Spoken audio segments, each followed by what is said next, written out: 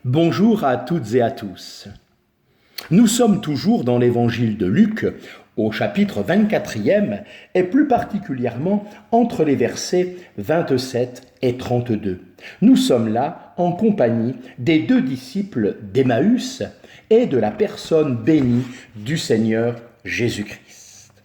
Après avoir ouvert les Écritures et à travers elles, avoir pu réchauffer le cœur de ses disciples, il nous est parlé maintenant du fait que lorsque leur marche s'arrête à Emmaüs, les deux disciples ouvrent leurs portes à l'étranger.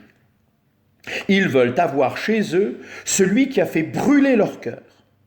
Attirés par sa personne, ils lui disent « Demeure avec nous car le soir approche et le jour a baissé ». À leur demande, le Seigneur entre dans leur maison pour rester avec eux. Cette requête des disciples devrait être aussi la nôtre. Ne sentons-nous pas la nécessité de sa présence et de sa direction dans nos maisons et nos familles, spécialement dans le temps actuel? Dans Jean 15 au verset 5, il nous est dit que sans lui, nous ne pouvons rien faire. Tout dépend de sa bénédiction aussi dans nos maisons. Le temps de la grâce va prendre fin. Dans le monde, tout devient moralement toujours plus sombre. Dans ce sens, le soir approche et le jour a baissé. Plus que jamais, nous avons besoin de sa présence, de sa grâce et de sa protection dans nos maisons. Demandons au Seigneur de rester avec nous dans nos maisons et il répondra certainement volontiers à cette prière. Au verset 31, ce sont maintenant leurs yeux qui s'ouvrent. Lorsque le Seigneur Jésus, sur le chemin d'Emmaüs, se joint aux deux disciples, nous lisons que leurs yeux étaient retenus de manière qu'ils ne le reconnurent pas, au verset 16. Mais maintenant, lorsqu'il prend le pain, le bénit et le rompt, il est dit que leurs yeux furent ouverts et ils le reconnurent. Verset 31e.